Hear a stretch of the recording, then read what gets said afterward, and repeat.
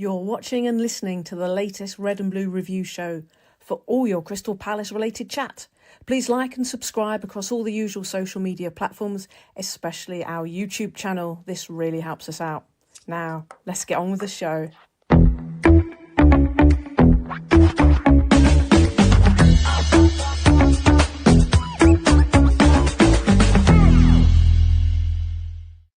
Andy Johnson watching the Red and Blues view.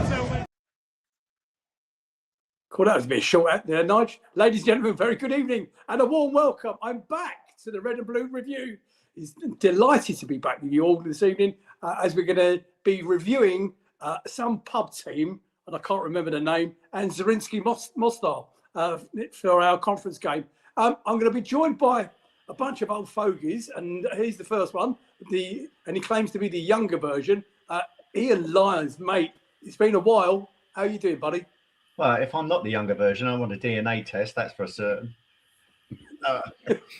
Yeah, good. Thanks for inviting me back. Yeah, it's been a while, mate. Too long in actual fact. And I understand Spurs review the weekend as well, isn't it? Is that yes or no?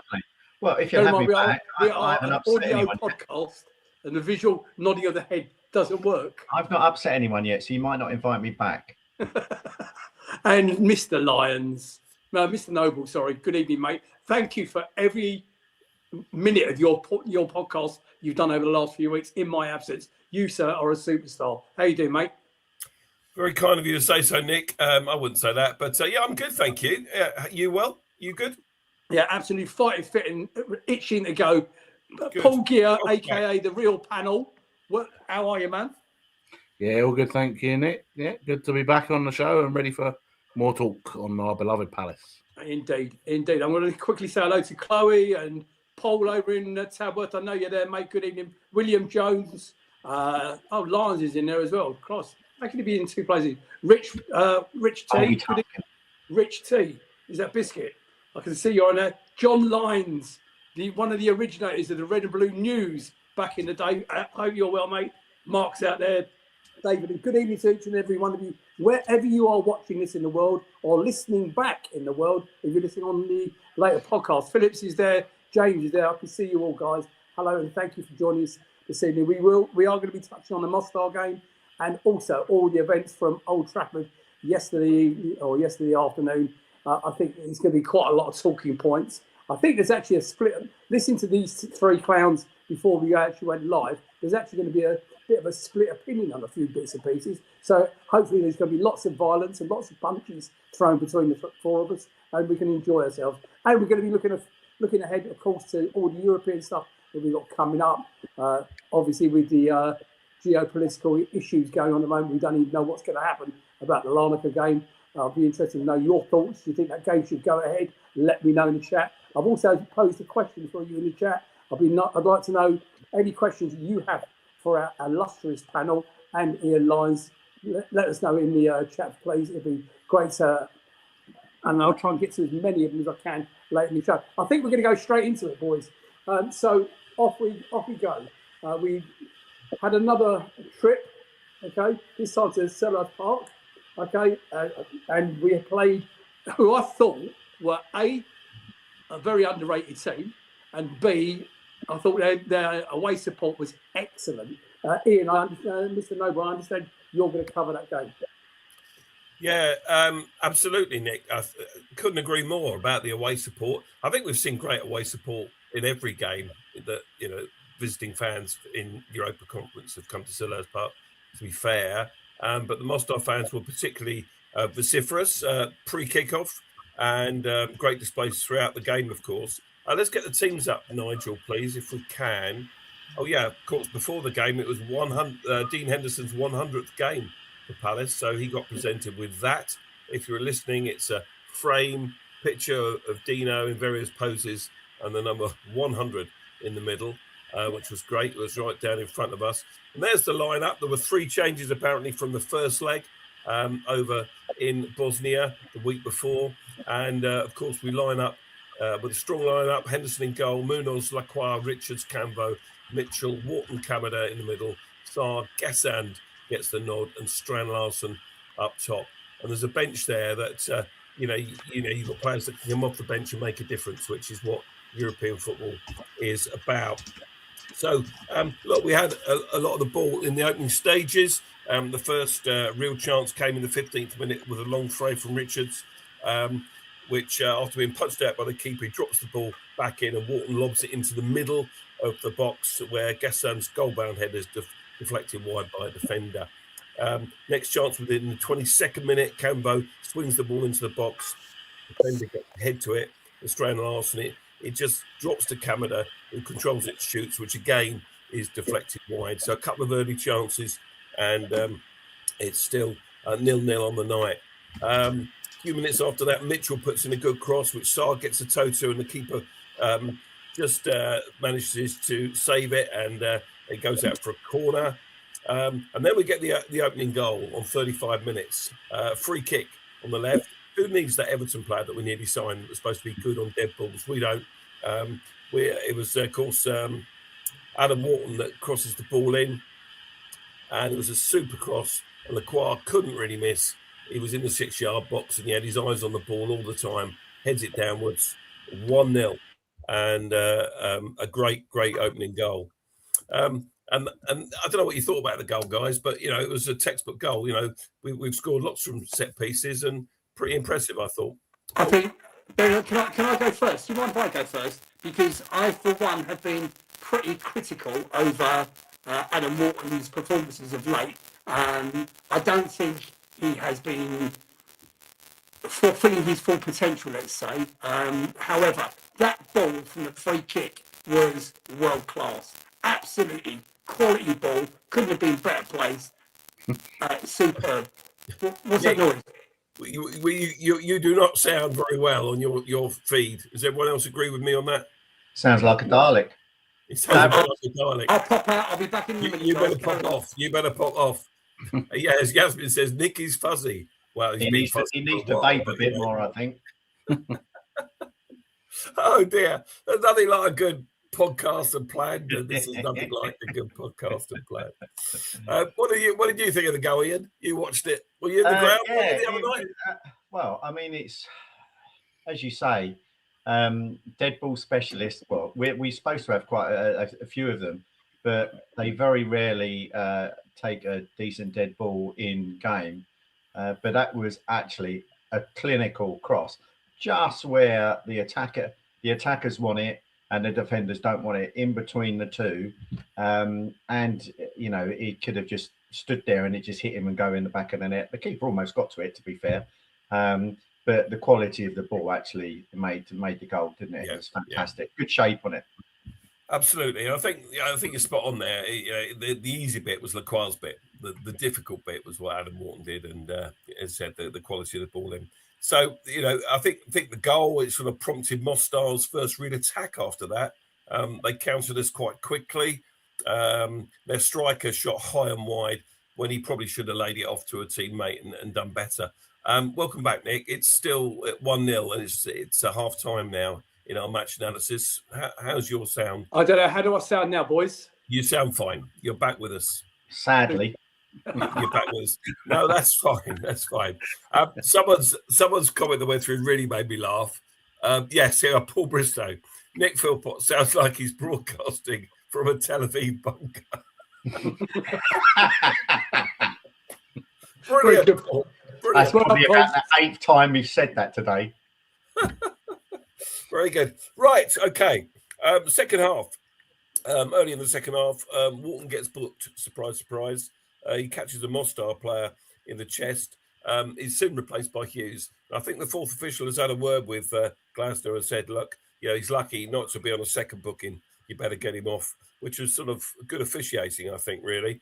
I think the referee was card happy for most of the evening. And there were other players like Campbell and Strand Larson, I think, got bookings.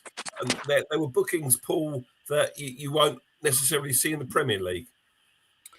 Yeah, I think that was more the case to say Cambo, he had a push, which probably would have got away with in the Premier League, and Strand Larson had a high boot, which as we all saw, we'll come to later, he nearly took another defender's head off terribly yesterday. So he's obviously kicking on. Yeah, they were both European bookings, I think. He does like to raise his foot, doesn't he, Strand Larson? For a big lad, he gets his leg up quite high. It's all relative. It's all relative. So Palace, we weren't really pressing ahead with our advantage. We've got our noses in front, which is important.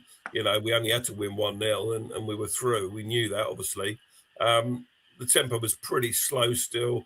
And it wasn't until the hour mark where we threatened the Mostar goal again. Another free kick. This time is crossed in by Kamada.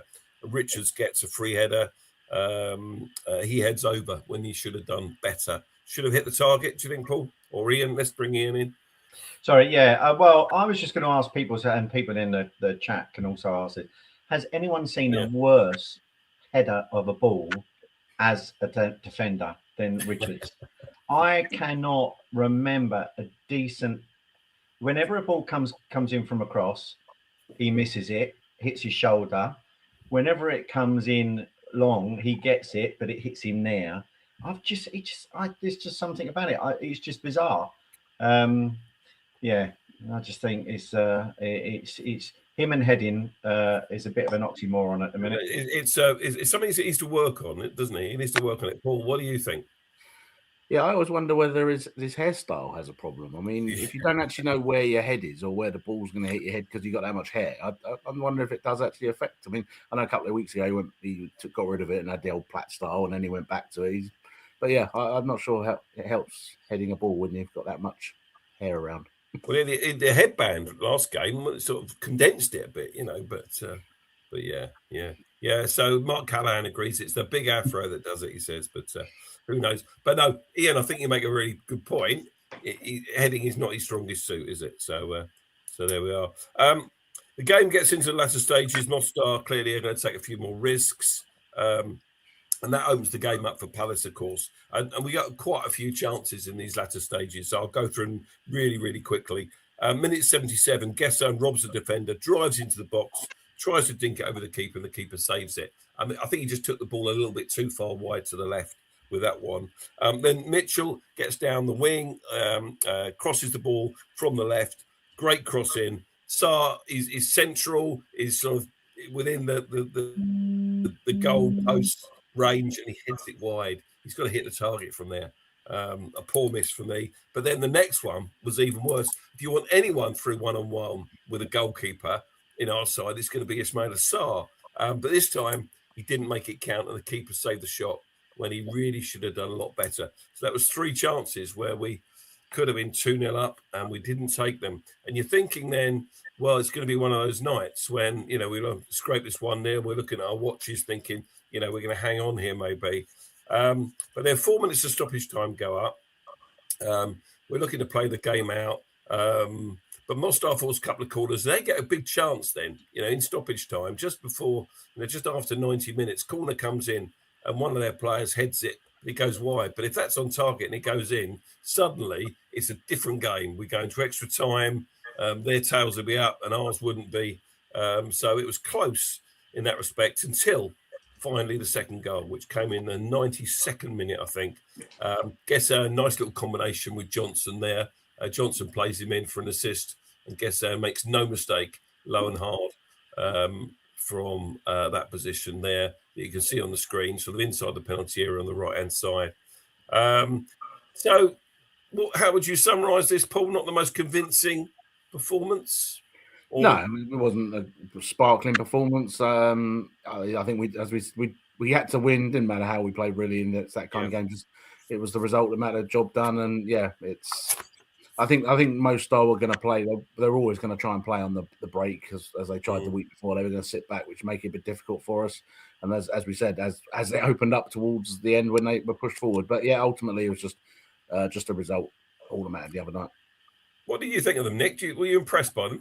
Yeah, I mean, as I say, Benham are a bunch of part-timers, a bunch of farmers, really. I thought they played well. I think a point worthy of note that nobody's picked up either yesterday or from that game the other day. Good ball in from, and I've been quite critical of Brendan Johnson since he signed, but he's got an assist in both games. It was his corner yesterday, and it was his ball through to Gessard yesterday against Mostar. So is he starting to find a little bit of form? I hope so. Just in time to play Tottenham. Just in time. I forgot about that. Of course, yeah. Ian, you wanted to make a point, mate.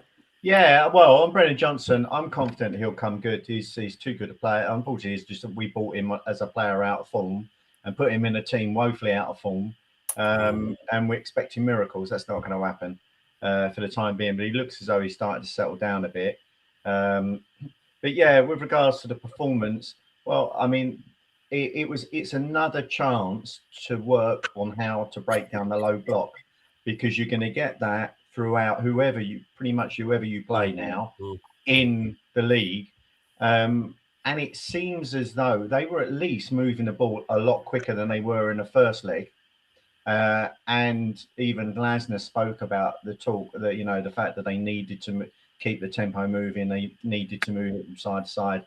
So it looks as though we're now working it out a bit more than we used to do, and also being comfortable in having more possession, which we're getting in those games than we haven't had in the last 18 months or so. My main takeaway was we didn't actually make too many mistakes that cost us a goal. That was a bonus. If we can cut a lot of those out, then I don't think we'll do too bad. In the Europa Conference, you mean, Ian? Yes. Yeah. I think you'll get obviously you need a bit more than that to get results in the Premier League itself, but against that level of opposition. So on that subject, then, boys, can I ask a question at this point? And somebody raised it on the radio the other day. We're back to playing not as good as we were earlier in the season, for sure. And I know we've lost our captain. I know obviously Ebbs has gone. But are we missing just that little bit of extra flair in the team, in the squad now?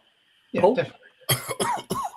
Yeah, every team can do with someone who can unlock a door with a bit of something unpredictable and things like that. And yeah, obviously Ebbs was that for us last year, and we had a few players while we were playing confidently at the start of this season.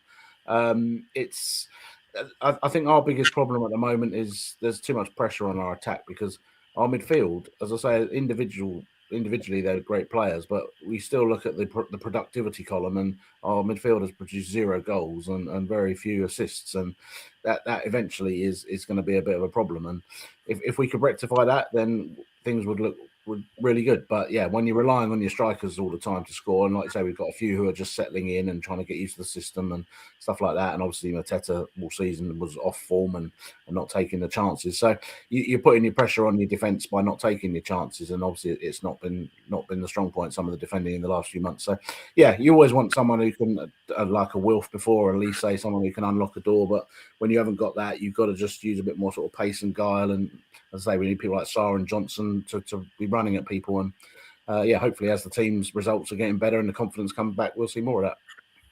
And Pete Storm is saying the same, similar sort of thing. Ian, your thoughts on the flair question? I think me or Ian Lyons? That was Lyons, I beg your pardon. Go on, carry on then. Sorry, bud. I think the problem, the thing is when people talk about flair players, they're talking about a singular player, and you can't expect one player to do it all. Even Ebbs didn't do it all. Where we had the flair were when there were 2 or 3 moving the ball, flicking it, triangles and everything else. That's when the flair comes out. I mean, just look at what Arsenal are doing to Ebbs at the minute. He's not a flair player at all at the minute. It's just he's barely getting a game. But I think Pino's a decent player, but he needs people around him, and he just tries to take players on. He's too physical for him. He gets turned over. And someone said in there, I think it might have been Chloe, that said that Gesson is probably our most flair player, if you like, at the minute. He's certainly the only one that's actually in tight spaces, running at people and then being able to break through the line at the minute. But I think we need just more than the one. I think we need 2 or 3 to have that partnership to make it a lot harder. Ian Noble, this is. Can I ask you a question? Do you think we've seen Daniel Munoz back to his driving best since he's come back from injury? No, definitely not. No, I think he's still a bit of a shadow of the player he was. I'm not sure whether that's his fitness or whether that's how the team are playing. but I don't think he's as good as he was. He's still getting forward a bit and he's linking up a bit, but I think he sort of needs that assist or he needs a goal just to give him that confidence back. But he's not as quite as exciting as he was previously before his injury, in my view. So I think that was safe to say that the job was done. It was a professional performance. On to the next round, and we had to wait a couple of days for our. Oh yes, there's your stats on the screen. 65% possession for Palace, 14 shots, amazingly, 5 on target. I think there's about, and the rest of it is fairly even. So it was a good performance, a solid performance, or should we say professional performance. But we had to wait a couple of days for the draw for the next round to be made, and out of the hat came Palace versus Larnaca. Boys, with the geopolitical carnage that's going on in the world at the moment, how do you foresee, bearing in mind some of us are already booked to go out there, how do you foresee that playing out? Ian Noble, you first. Yeah, well, it's troubled times, aren't they, in that part of the world, for sure. And I wouldn't want to be in Cyprus at the moment, and I don't think any of us would. I feel for everyone that's booked hotels and flights already, because if this continues, I really can't see the game being played in Cyprus. And I'm sure UEFA are in talks with both clubs, and they're looking at the a contingency plan to play that game somewhere else on mainland Europe, because I think that's what happened in Ukraine with the Ukrainian sides, and I think that is the only solution that can happen with this Cypriot team. And it's unfortunate for us that we just happen to be drawn against them in a European competition when it's all kicking off out there in the Middle East. But that's my view. I don't know what others think. Tell us what you think in the chat. Tell us whether you've booked your hotels and flights, like someone on this panel. Have a guess who has That'll done be it. me. That'll be There me. he is. Boys, Mr. Philpott's gone large already. And Paul and I, we're just holding fire for a moment well, there you go. to see what's going to happen. But I mean, if you think about yeah. how lucky we were, we went to Lublin, okay, and drones were flying over Poland when we went to Lublin. We're now going to Cyprus, Larnaca, and a drone is landed in Larnaca or over Larnaca. How much bad luck can one football club be in their maiden European adventure? Ian Lyons, how do you see this panning out as far as Palace are concerned? Well, I've got a member of my team's out in Cyprus at the minute, and he was texting me yesterday morning saying that drones are coming over, and now he can't get out of there at the minute because I think he was due on EasyJet, and I think they've cancelled flights and that. But I think if it carries on for another week, then it's done, because it's 19th, isn't it, the return leg? Yes. So we're only talking so 2 weeks away anyway. So that they've got to call it now, and I think Bobby Manzi, I think It's the Life of Deal has put. Bobby Manzi reported today that UEFA have spoken to both clubs. It's going to be it'll probably be somewhere in Greece, won't it? So I'll wait to see where it is, and then I'll book tickets so I could get there, Nick. You're not coming out there with me, are you? There's only one can fit on a drone, can't they, at a time? Paul Gear, your thoughts on it? Yeah, I mean, as I say, British Airways and EasyJet have both cancelled all their flights to Cyprus till Thursday this week. They did that earlier today. So, yeah, there's obviously problems. And as we said, there's only 17 days to the game. They can't leave it too late. I mean, hopefully things will have cleared up by then. But as I say, we need the teams and the fans and everything. They need to know in advance. So, as we say, probably by this weekend, they'll have to make a decision one way or the other. Yeah, and Yaz makes a good point. I'm sure the players will have something to say about it too, of course, because their safety is paramount as well. I'm in a very lucky position that I ordered both my flight and my accommodation on my credit card. Plus, I've also got travel insurance covering it anyway. So financially, hopefully, I won't be out of pocket in the long term. In the short term, I probably will be. But there you go. Right, thank you, boys, for that. That was quite interesting. We're going to move on to yesterday's debacle. And before we get into it, the guys who are making the point before the show went live, everybody, that hang on a minute, let's take stock of what we came away with yesterday. Years ago, you'd think you're going to go up to Old Trafford and get a spanking. They were one of the best teams in the world at those times. Yeah, we ought to be. Yeah, okay. I know we're all frustrated with the result yesterday, but do you know what? They didn't outclass us. They didn't outshine us. In fact, without Fernandes in midfield, I think they're a bang average outfit, if I'm honest with you. Who's covering this one, though? Paul, you've got this one, haven't you, mate? Yep. So, yeah, we made the trip up to Old Trafford looking for our third win in a row up there, which would have been pretty impressive. History. Third clean sheet as well. But that would have been history, Paul. As we'll see, it wasn't to be. But, yeah, so the team came out. And I was a bit surprised, actually, because it was a strong team that we normally play. Obviously, Cambo played well the other night, as we said, and he's probably pacier than Riyad. And I know Glasner said that was a factor for his inclusion.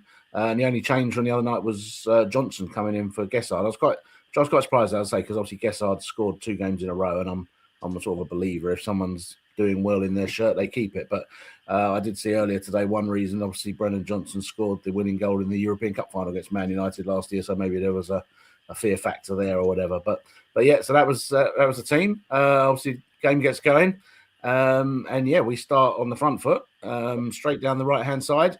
Lacroix out wide to Munoz, who lays it into Sarr, and I've been critical of Palace not shooting on sight before, and yeah, he decided from a long way out. He had a good shot from a long angle, hit the defender, went wide. Strand Larsen was in the middle. He tried to sort of manufacture something in there, but almost broke his back. Scorpion, wasn't it? He tried the scorpion. He tried, yeah. He tried the ambitious, but didn't touch it, luckily. So went out for a corner in the 3rd minute. So we're taking the game to him, which is a good start. And obviously, Brennan Johnson swings it over.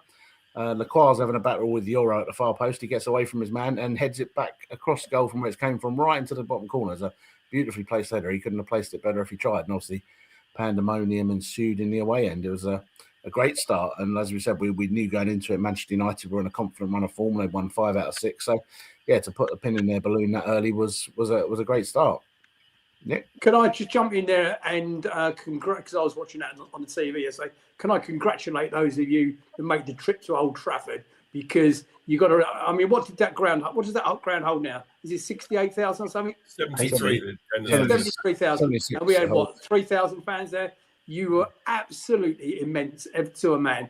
You were out singing. All we could hear on the TV for the first half, if I'm honest with you, was the Palace fans. So well done to you, all of those that made that trip up there. Be proud of yourselves. Sorry, guys. Carry on. Just one other thing on that one. I'll probably tell you a story here. If anyone's got a Japanese TikTok, you might want to check it out today, because Ian was practicing his singing on the way up on the train. We were on the train. There was a couple of Japanese lads on there. And we sort of mentioned Daichi Kamada, and Ian broke into his song. And they demanded he re-sung it and recorded it live. So you never know. It could be released in the charts soon. You never know. But that was. What are you like telling people that? Yeah, but I did. I did sing the Daichi Kamada song, and these Japanese guys, Man United fans, were loving it. They were lapping it up. I just want to say a comment on the goal. All the commentators said soft goal, soft goal. It was a little bit soft. But when I play football, you always put people on the line at corners. Clearly, Man United don't do that. I don't know if we do. I can't remember. Does anyone put any defenders on the line anymore at corners, or do they just man mark? It's one of those things that's gone right out of fashion. I mean, it's one of the most basic things to do and takes away a lot of area of goal to score with, but people don't do it anymore. So, yeah, it's not uncommon to see that these days. It will come back like the long throw. It will come back. Sweepers are come back first. Sweepers, yeah. But yeah, luckily it didn't stop us. We carried on, got the ball back again, carried on going, and then 11th minute, Sarr plays Munoz down the right, and he cuts it back to him, and again, another angled shot. Keeper does well to save, but Munoz goes for the rebound, but he's unfortunately offside. So we're keeping the possession, and we're sort of keeping the ball, and it's all looking really good. But as the time goes on, United slowly working their way into the game, and then there was an incident on the halfway line where the ball comes out, and Jürgen Strand Larsen said earlier, got his foot high up in the air.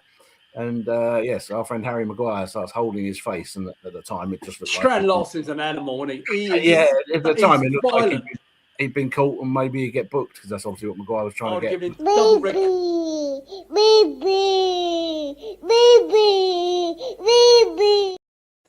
Back on the podcast, we've just shown 3 slides, okay? Because we're not allowed to, under copyright laws, to show the actual video. I thought that was Ian Noble on TikTok. Sorry.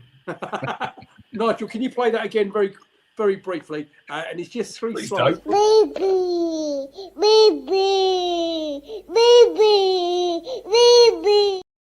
Foot away from Blockhead's head, okay? And it was just the most appalling thing you've seen. And to watch him, and he actually said to the ref, that's twice now he's done it. He hasn't done anything. I mean, there must be a way, retrospectively, of going back and booking him for simulation. That's what it is. Ian?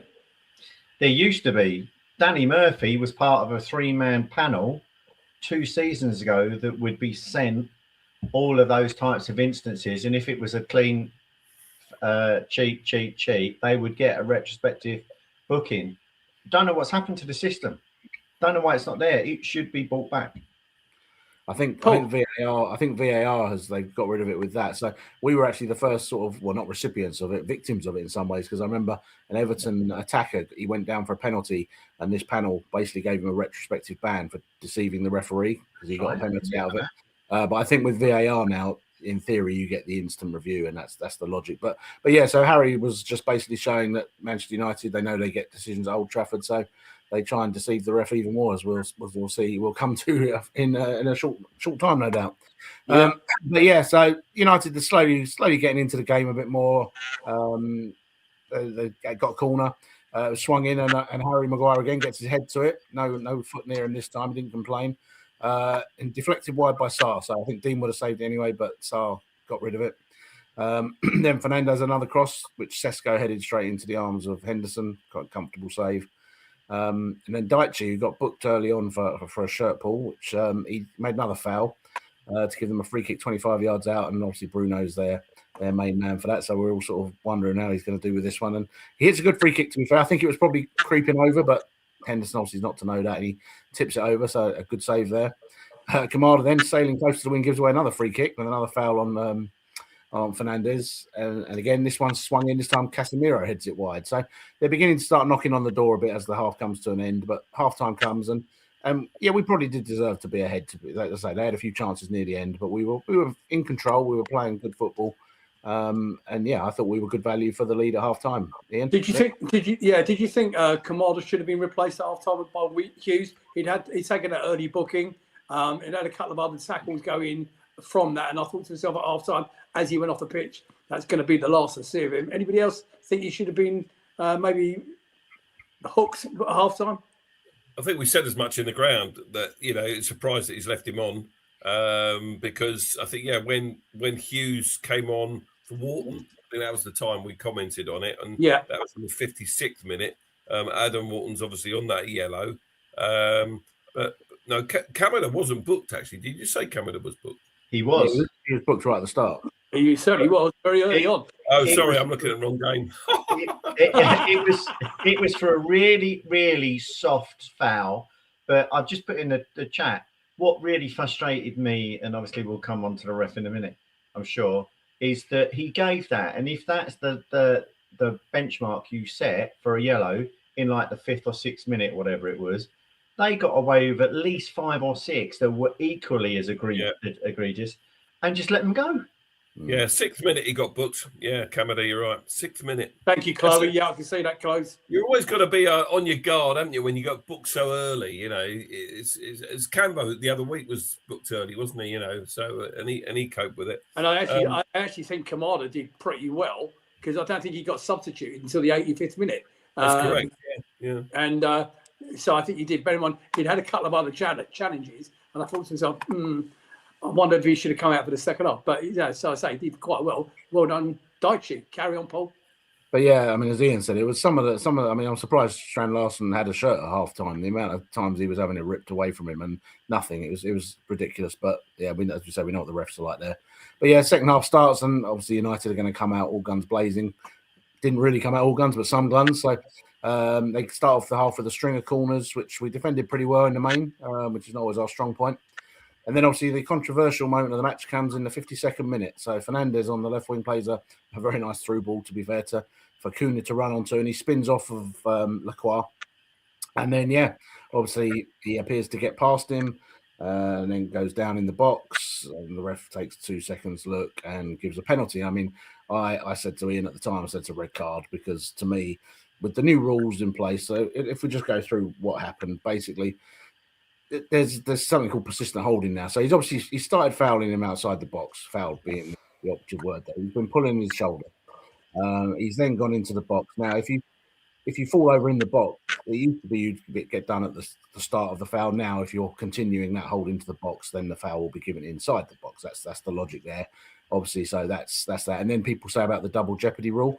The double jeopardy rule only occurs if you're trying to actually make a genuine attempt to play the ball. So if someone goes into the box and you just pull them over, you're going to get a red card.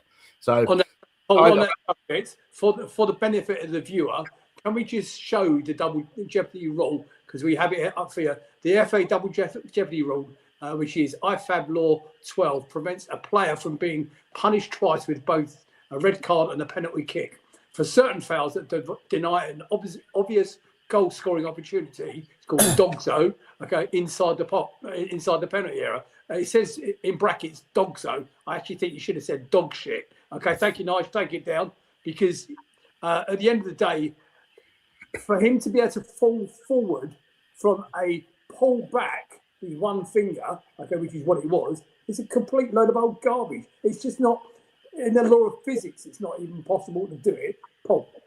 Yeah, but so just as I say, to go on to the incident, so he's given a penalty and he's not made anything else of that. So Old Trafford's one of the few grounds in the Premier League, well, two grounds that doesn't have a screen. So all we could see in the ground on the scoreboard was a sign that says checking penalty. So as far as we're concerned at this point, well, we're thinking, well, perhaps it's not a penalty. Perhaps they're looking at that. And eventually he does the square and he's called over to the screen.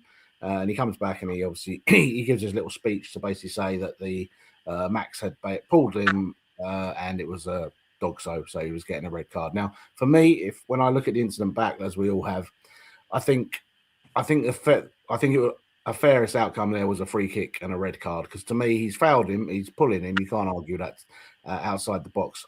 Now, his hand is touching his shoulder in the box, but touching his shoulder in the box is not foul. You see that at every corner. So to me, there's no way it can be a penalty, because there's nothing that happens in the box that's a foul. So basically, for me, probably the defining thing for that is it should be a free kick for a foul outside the box, and it probably is a dogso and a red card. But obviously, then they get a free kick, not a penalty, so it's not necessarily a goal, and we can have a chance. But yeah, we got double killed there. Everyone else's opinions on the penalty? Yeah, I mean, all I would say is that in the ground, in the moment, I thought it was a penalty. Because as soon as he's gone through and his momentum takes him through, I thought it was a penalty all day long. But when I watched it back and what the referee saw back, I'm going, how can he actually give it as a penalty? Because the initial context is outside the box. But then you've got this rule about persistent fouling. But you made the point, Paul, that it wasn't persistent because he didn't really touch him in the penalty area. So I think United got really, really lucky with the penalty, in my view. I'm not sure they got lucky. They probably got what they paid for. But technically, I think it's the letter of the law and everything else. But what I would say is, going back to what Paul's saying, is that with all the holding you get in the box on corners and everything else, it's the most frustrating thing for anyone in football, whether you watch it, whether you play it, whatever, is the lack of consistency. Okay, if they're going to give it outside the box or inside the box, then give it outside the box and vice versa. Right, and that should mean that there's 12 Arsenal players, or no, not 12, or maybe there would be 12 Arsenal players booked every game within the first 10 minutes, and it'll stop it. It will put an end to it. I mean, I'm interested to see what FIFA are talking about with regards to cheats and covering mouths, whether or not they'll start picking up on it. But, until something is done about the ineptitude and the inconsistency, we're just going to continue seeing it. Sadly. Nigel, before we carry on, Nigel, can you put that last paragraph back up? That last comment from a viewer, please. I'm going to read it out.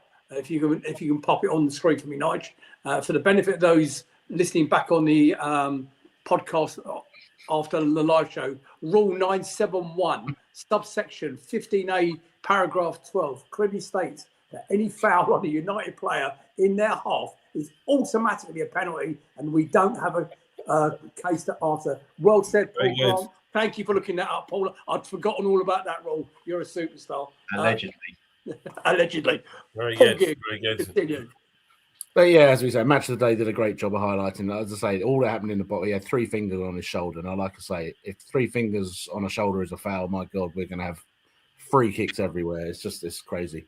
But yeah, so obviously Fernandez steps up, takes the penalty. Dean goes the wrong way. It's 1-1. And obviously at that point, you know, the pressure's on.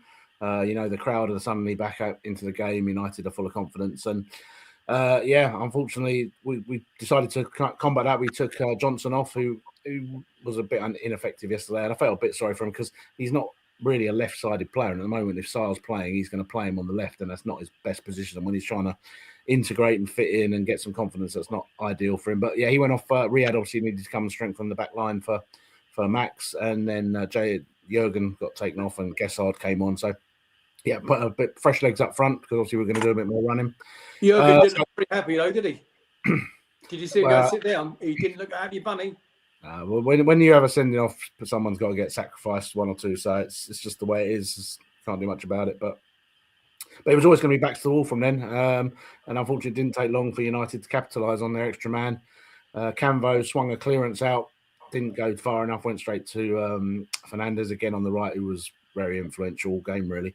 And he swung back in a lovely cross, to be fair to him. And Sesko gets above Canvo to score. Very good. It's a good goal. Ultimately, it's a good header.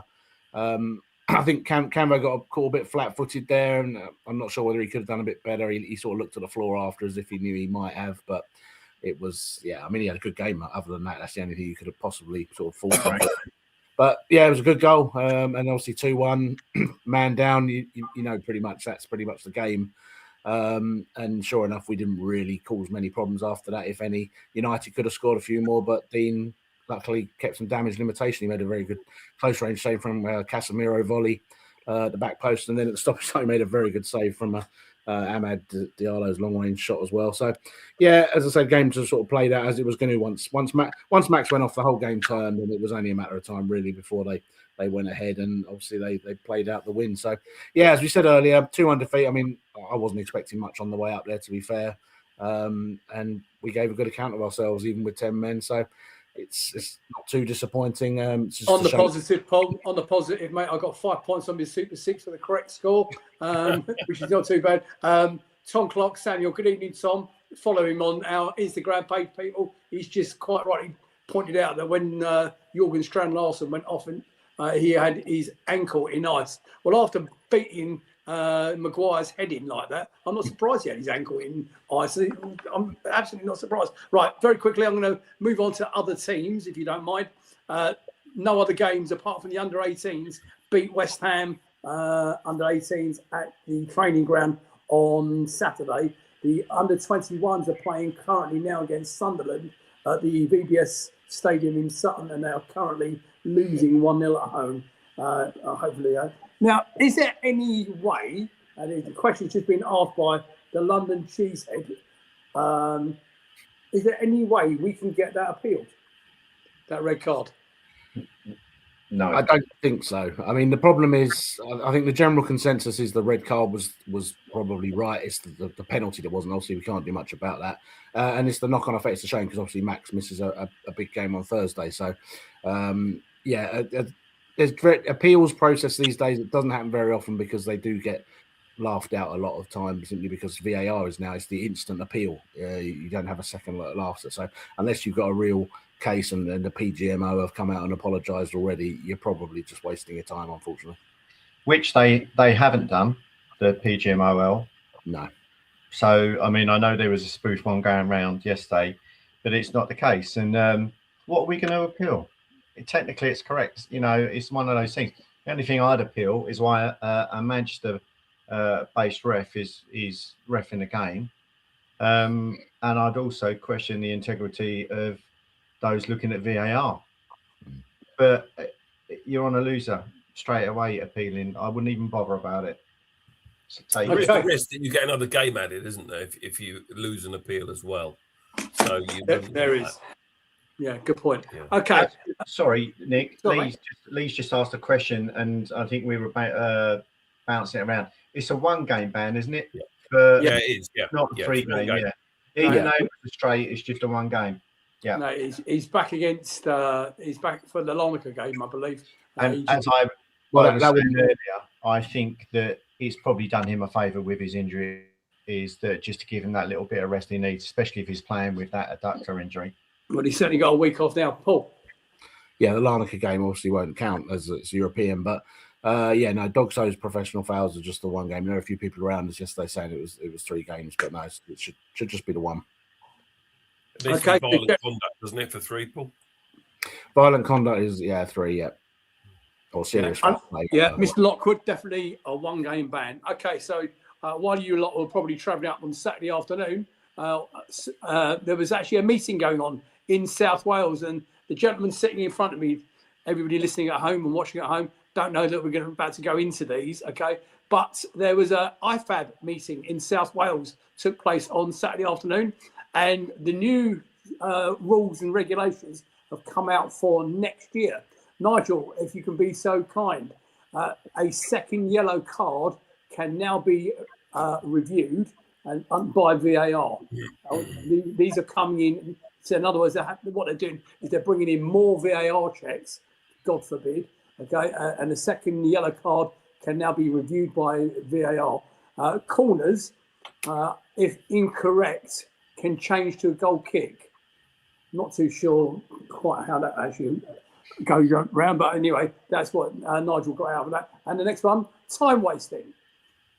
There's going to be a bit like the 8-second countdown from the goalkeeper's hands now. There will be a 5-second timer on throw-ins and goal kicks.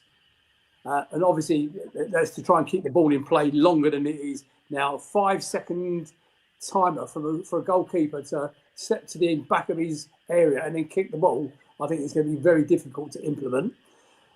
Substitutes have to leave the pitch in 10 seconds or the replacement cannot now come on for 1 minute. Folks, this is not April Fools, I promise you. These are new rules that are being implemented from IFAB.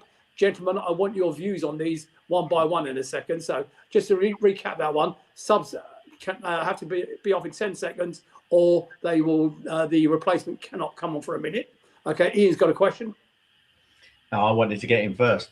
I like the fact that they're trying to address time wasting. I think we'd all agree with that. I'd want them to focus more on cheating. First, I think that's more important. That's more of a blight on the game. You wouldn't have so much time wasting if players weren't feigning injury all the bloody time. If the stuff that goes out for a goal kick, if they're using goal line technology, it's one of the few things that actually works and works really well. Right? I don't expect it to go to VAR. I'd expect it to be on his watch to say go corner or whatever. But yeah, it's just more bollocks, really, isn't it? Okay, we're not finished yet, mate. You've interrupted, and I think there's more to follow that. If a player comes off the field, okay, because he's injured, or filed. Yeah, that's spelt wrong. If a player comes off the field or filed, they cannot come back on for 1 minute. So if he goes off to get some treatment and of any description off the field, in my mind, all that's going to encourage them to do is go down on the field. Maybe I'm misreading that, but they can't come back on for a minute. Okay, Nigel, was at the moment, Nick, it's 30 seconds, isn't it? It's 30 seconds at the minute. So they're just saying they're going to extend it to only if they receive treatment. Okay. Yeah. Okay, daylight offsides. This is one that they know they've already decided that this is going to be it's not necessarily a rule change, but they're going to try and implement it. For those that don't know what daylight offsides are, okay, what they're going to be saying is the linesman needs to see daylight between the attacking player and the defending player to be able to call it an offside. So he wants to see daylight between the two players. How that's going to be implemented is apparently still up for negotiation. Goalkeepers' tactical timeouts, in brackets. When a goalkeeper goes down so-called injured and the coach manages the rest of the team. So they haven't got a solution for this yet, but they will ask leagues to volunteer trials for different ways of stopping this happening. Thank you, Nigel. So as you can see, there's quite a lot to digest there, and we've only got 10 minutes to do it. So Nigel, bring up the first one back please, and then I'm going to get the guys to go through these one by one. Have you got the first one then, Nigel? Welcome to the show, buddy. Just a quick one. A lot of those rules are going to be implemented for the World Cup. Okay, so in the summer. So in the summer. Great viewing, everyone. Great viewing. Great viewing. Great As viewing. well, weren't they, on a halftime show or something? Yeah, probably. Nigel, have you got the first page, please? Okay, second, yellows to be reviewed, and corners, if incorrect, can be changed to a goal kick. Ian Noble, you go first. So second yellow. So basically, in the same way as that red cards are reviewed, straight reds are reviewed, if a player is sent off, but because it's a second yellow, they'll review it as well. The problem with that is that what are they going to do? Are they going to review the first yellow as well? I'm not sure how that works particularly. Or do they just say, I don't think that was a yellow card, ref. I think you're being harsh in sending him off. That's not a booking. But if the first one wasn't a booking, then they wouldn't be in that position in the first place. So I think there are problems with that. Paul, any thoughts on that? Yeah, no, we said about this yesterday, and that's your only issue. I mean, ultimately, yeah, it's probably a good thing because obviously a second yellow means a sending off, and if ultimately VAR does check all sendings off, so you could argue it's a natural step. But yeah, the injustice will be if your first booking was a farce, and then you get sent off for a second one.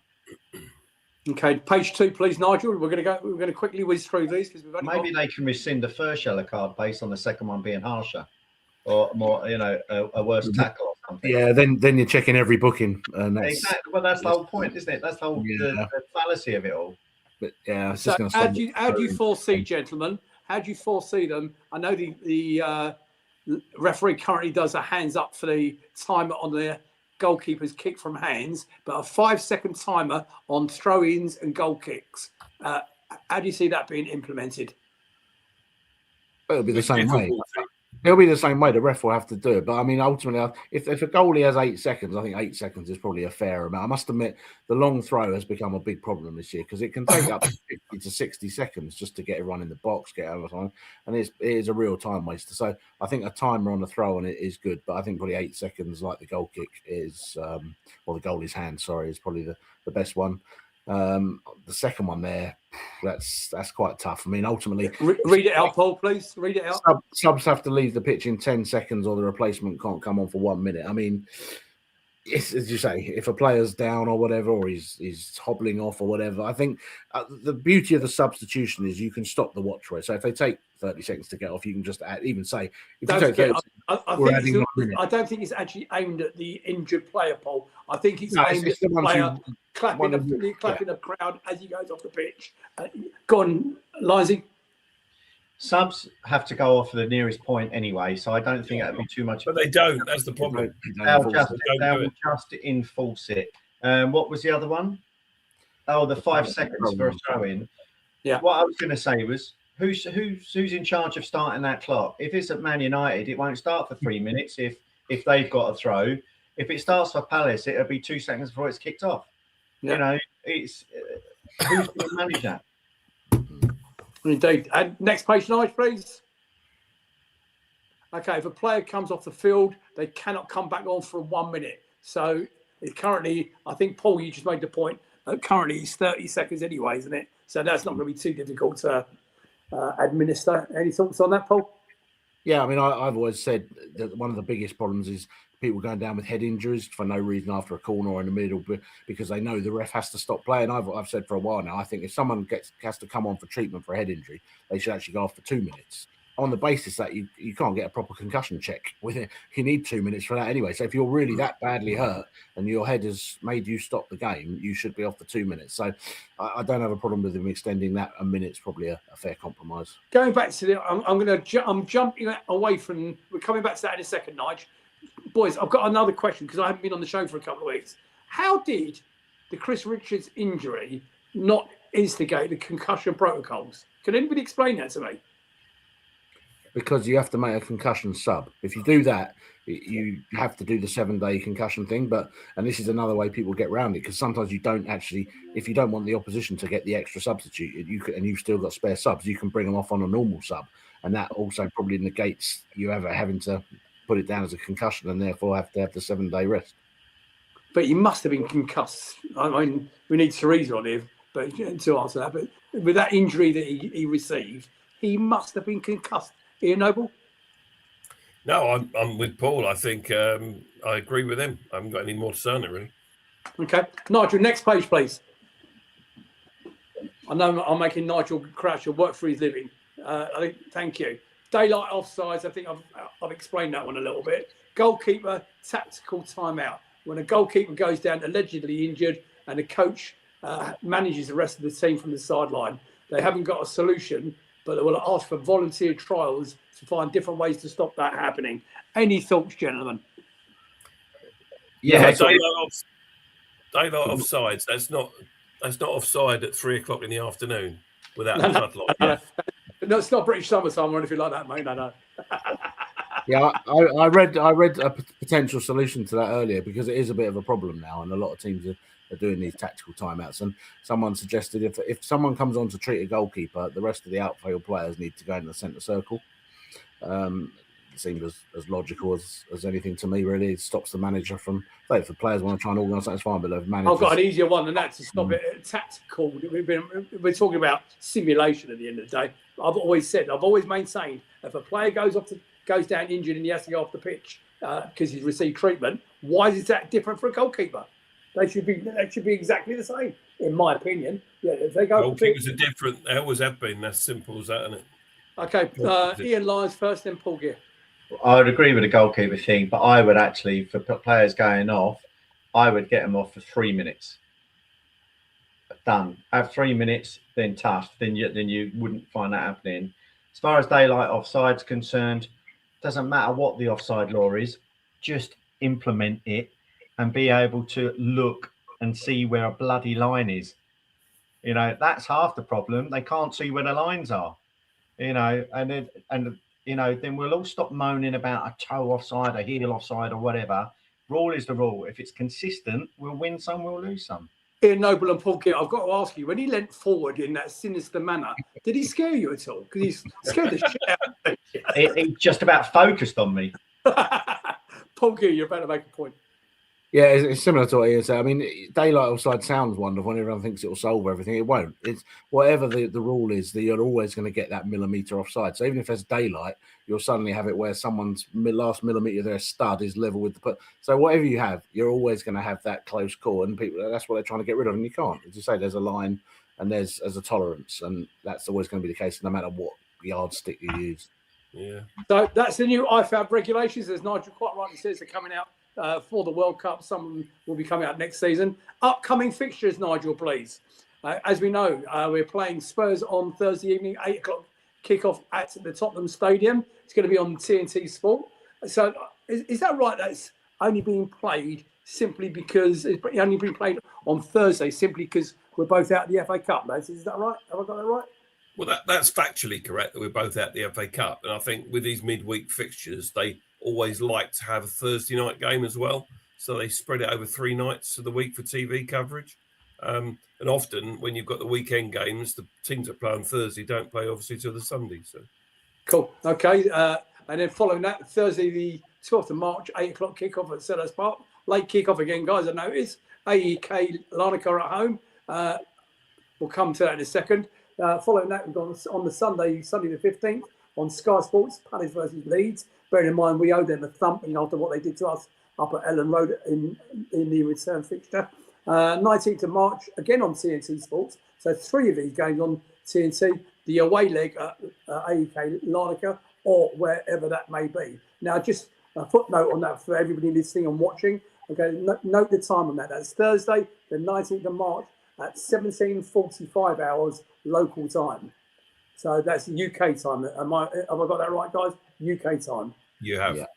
Thank you. Following that, home fixture, times to be confirmed. This is not confirmed yet. Palace at home to Newcastle. At the moment, it's still showing as Saturday, 3 o'clock kickoff on the 11th of April. And the day before my birthday, don't forget, boys, I don't want anything too large. I've only got a small car to be able to put it into, unless it needs me to hire a van. Palace are at home to West Ham United. Again, unconfirmed. This date is unconfirmed. It's currently showing as the 18th of April at 3 o'clock kickoff. Thank you, Nigel. Take them down, mate. Now, I'm going to ask you very easily, boys, because the time is 1 minute to 9. I don't want to delay anybody any further. Any other business? Anything else we need to be touching on? Not from me. No, I think we're good. Paul, have we covered it all? I think we have, haven't we? Yeah, I think so. We just have to now hopefully look forward to putting another dent in Spurs staying up hopes on Thursday. Okay. And we'd love to know on those fixtures that are on that we've just gone through. I'd love to know in the chat your thoughts. Give us your score predictions for Thursday. We will see them when we go off air. And we will be back on Sunday, the 8th of March, where I believe I'm hosting again. I'm back in the game, as you can see. I don't know who my team's going to be with me yet. I'm sure I'll sort that out. I know Ian Lyons is going to be a part of the team. So the more humour, more of his droll sense of humour. I think we're going to draw a line under there. Boys, Ian Noble, as always. You're off next week, am I right? Yeah, I'm going to take a week out next week. And you deserve it yourself. Paul Gear, are you going to be with me next week? I'm back next week, yeah. Look forward to that. And Ian Lyons, as always, great to see you, buddy. And I'll see you next Sunday, yeah? Yeah, thanks for having me. All right, guys. Ladies and gentlemen, out in Facebook land, YouTube land, or wherever you're listening to this, back on your podcast, take care. Let's hope for 3 points against Tottenham on Thursday night, and I'll see you next Sunday. Good night, everybody. Good night. Good night. Come on, my team. Let's do this. Come on.